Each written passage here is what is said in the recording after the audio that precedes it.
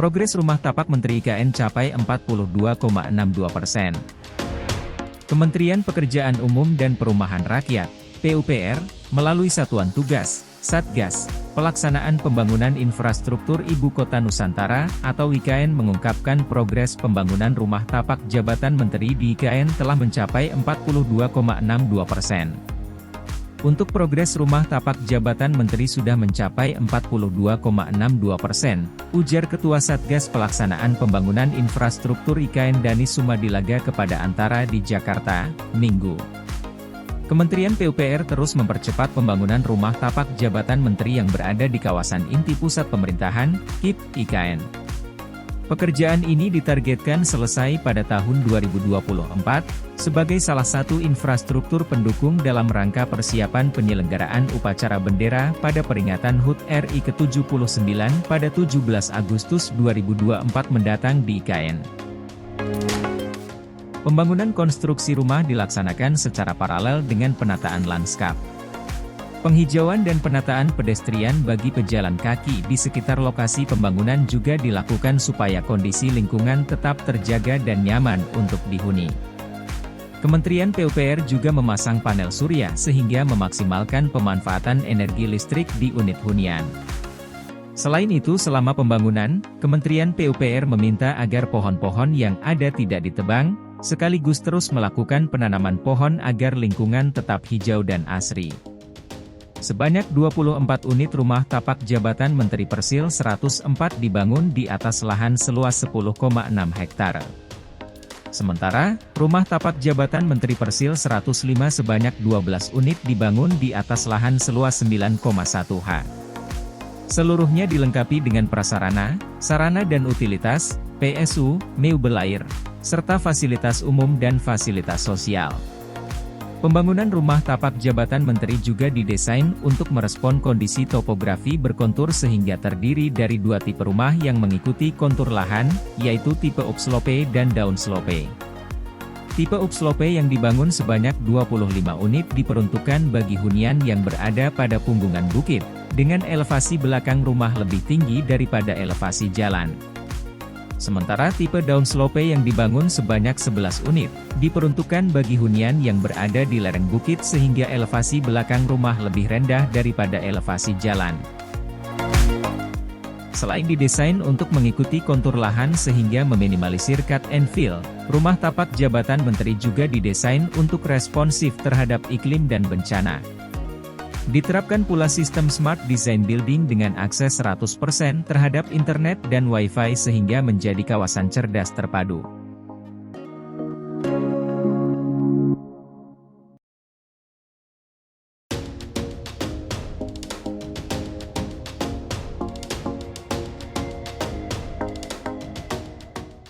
Investor asing kepincut garap proyek di IKN, ini buktinya. Investor asing mulai berminat menggarap proyek di IKN Nusantara. Menurut data Otoritas IKN Nusantara, OIKN, ada 21 negara yang telah mengirimkan 304 Letter of Intent, LOI, untuk berinvestasi di IKN. 304 LOI itu dari berbagai negara.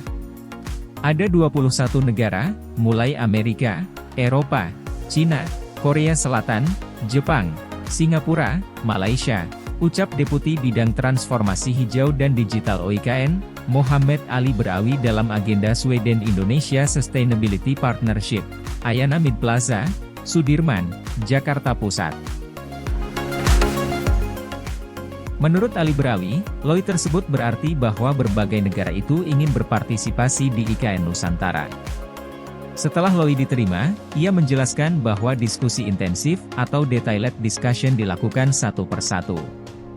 Hal ini untuk melihat jenis investasi apa yang akan dilakukan oleh berbagai perusahaan tersebut, dan kebutuhan data mereka. Ini nanti mereka mau invest di mana, butuh data apa, sehingga setelah tanda tangan non-disclosure agreement mereka bisa bikin bisnis proposalnya. Nah, bisnis proposal investasi masuk kita evaluasi lagi, sambung Ali Berawi. Guru Besar Teknik Sipil Universitas Indonesia ini menjelaskan, pihaknya menempuh jalur negosiasi yang panjang sebab ada perbedaan kepentingan antara berbagai perusahaan itu dan pemerintah. Perusahaan mencari maksimum profit sementara pemerintah itu maksimum benefit buat kepentingan masyarakat, jelasnya. Menurutnya, poin bahwa investasi tersebut bisa membawa keuntungan bagi semua pihak menjadi salah satu titik diskusi yang masih alot antara pemerintah dan investor.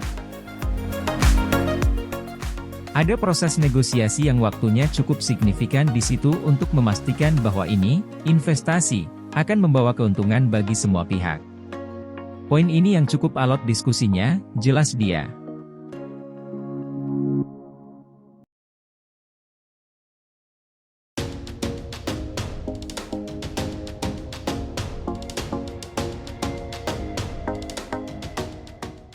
Tiongkok tertarik garap proyek kereta tanpa rel di IKN. Tiongkok dikabarkan menunjukkan ketertarikan untuk menggarap proyek kereta tanpa rel atau Automated Rapid Transit, ART, di Ibu Kota Nusantara, IKN. Deputi Bidang Transformasi Hijau dan Digital Otorita IKN, Mohamed Ali Brawi, mengonfirmasi minat Tiongkok terhadap proyek kereta tanpa rel ini. ART dahulu namanya tram. Tram pakai rel, tetapi ini tidak pakai rel. Automated karena ada markah yang di jalan, ada sensor. Jadi dia tidak mengganggu moda transportasi lain, kata Ali di Jakarta pada Jumat, 8 November 2023. Meskipun tidak dapat menyebutkan nama perusahaan Tiongkok yang terlibat, Ali menyatakan bahwa proyek ART akan melibatkan penyedia teknologi luar, dan salah satu investor utama berasal dari Tiongkok. ART digarap, RED, dengan penyedia teknologi luar. Namun, nama perusahaannya, RED, tidak bisa disebut. ART dari Tiongkok, imbuhnya. Ali memberikan penjelasan lebih lanjut bahwa teknologi yang digunakan dalam kereta tanpa rel ini mencakup sensor light detection and running, LiDAR, dan Global Positioning System, GPS. Sebagai salah satu investor asing terbesar di Indonesia, Tiongkok telah menunjukkan kontribusi signifikan dengan menjadi sumber penanaman modal asing, PMA, terbesar kedua pada Januari-September 2023, mencapai hampir 5,6 miliar US$. Selain itu, Tiongkok juga terlibat dalam proyek kereta cepat pertama di Asia Tenggara yang dikenal sebagai WOS. Per 20 November 2023, Otorita IKN, OIKN, telah menerima 19 surat minat untuk kerjasama dari pihak Tiongkok, menandakan minat besar dari investor. Meskipun Letter of Intent, LOI, merupakan tahap awal, OIKN dan investor harus melalui tahap selanjutnya, seperti pertemuan one-on-one dan studi kelayakan, sebelum mencapai kesepakatan final. Sementara OIKN belum memberikan banyak informasi terkait proyek ini. Di Tiongkok, perusahaan transportasi CRRC telah terlibat dalam pengembangan kereta tanpa rel. CRRC pertama kali mengumumkan proyek Autonomous Rail Rapid Transit di Zhuzhou pada 2017, mengeklaim sebagai kereta tanpa rel pertama di dunia dengan biaya sistem yang lebih efisien dibandingkan tram konvensional.